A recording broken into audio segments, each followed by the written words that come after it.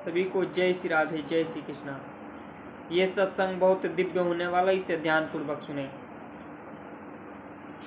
मन की चाल को साधक बहुत सूक्ष्म रूप से देखने लगता है। उसे हर एक सूक्ष्म ज्ञान उसके नाम जप की ऊर्जा से उसे विकसित होने लगता है, उसके अंदर घटित होने लगता है। वो मन की चाल को, एक एक चाल को वो साधक देखने लगता है।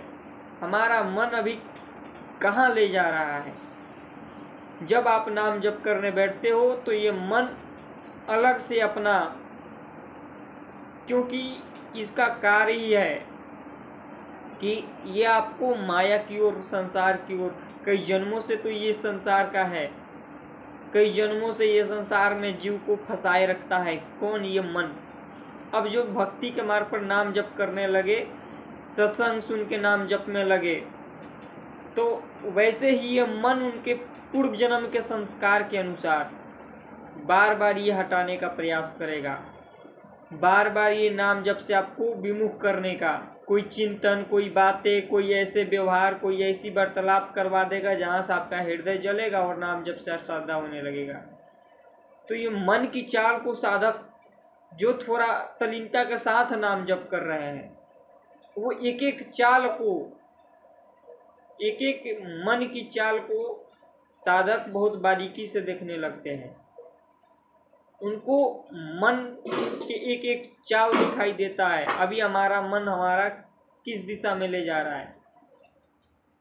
कोई कामना फेंक देता है मन, ये हमें मिल जाए, और हमें नाम जप से अविश्वास भी करवाता है।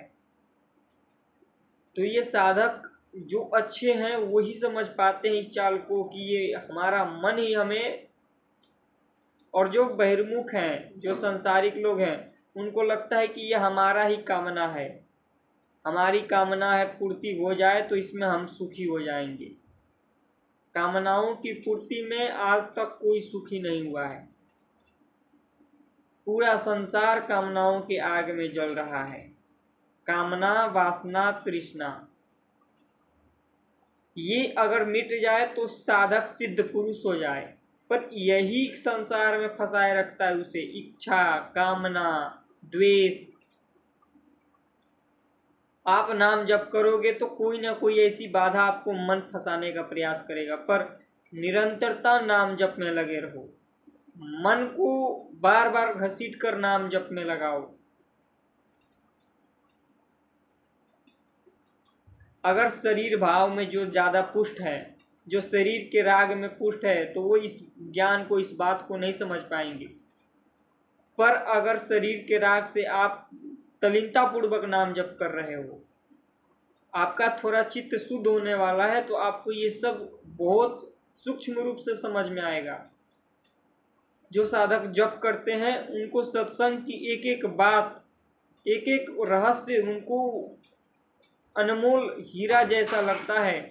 वो एक एक सत्संग की बातों को उनके दिमाग में, क्योंकि नाम जप से क्या होता है, हमारा दिमाग जो होता है, माइंड विकसित होता है। तो जैसे आप सत्संग सुनोगे, वो सत्संग का प्रभाव सीधे सीधे आपके मन पर पड़ता है। वो मन आपके एक एक सत्संग में कही हुई बातों को ग्रहण करने लगता है, और जो जितना ज़्यादा अच्छा साधक नाम जप करता है, उस सत्संग को सुनकर वो अपने जीवन में फॉलो करके आगे भी बढ़ जाता है। और जो नाम जप नहीं करते, तो उनके अंदर सत्संग का उतना प्रभाव नहीं दिखता। क्योंकि देखो, नाम जप क्या है? नाम जप हमारे अंदर ऊर्जा क्रिएट करता है। भगवान का नाम, स्वयं भगवान का नाम भगवान ही है। भगवान के नाम और नामी में कोई भेद नहीं है। आप भगवान को अलग मानते हो और नाम को अलग मानते हो, तो नाम और भगवान में अंतर थोड़ा किंचित मात्र भी नहीं है, बल्कि भगवान का नाम भगवान से भी बड़ा है। राम से बड़ा राम का नाम। तो नाम जप आप कर रहे हो, आप निरंतरता जप कर रहे हो, तो वो नाम आप अपने जो भी इष्ट हैं उनका नाम निरंतर जप कर रहे हो, उनको घसीट रहे हो अपने पास। जितना ज़्यादा नाम जप कर रहे हो उतना ज़्यादा आपका मन भगवान की ओर, इष्ट की ओर वो खुद ब खुद जा रहा है। बस आप नाम जप को पकड़े रहो। वो नाम जप ही आपको सब कुछ, आगे जो भी मार्ग है वो सब कुछ। नाम जप नहीं करोगे तो फिर मन कहीं ना कहीं फंसा कर आपको ऐसी उलझने में डाल देगा जहाँ से फिर निकलना बहुत मुश्किल हो जाएगा।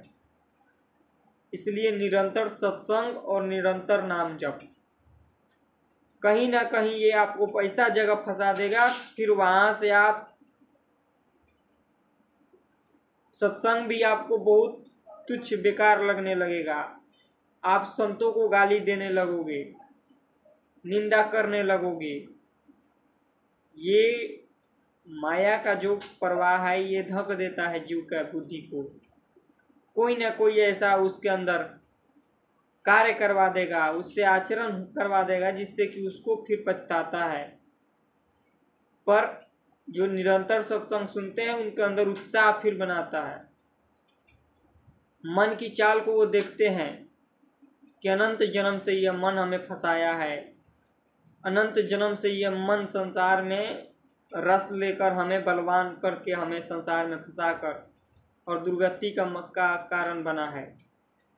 तो जैसे जैसे आप अब नाम जप करोगे तैसे तैसे यह मन अपना जाल फेंकेगा, और इस जाल को नाम जप से आप काटते रहो। जितना ज़्यादा नाम जप करोगे उतने ज़्यादा मन की जो ये उधन बुधन है वो बार बार नाम जप काटता है।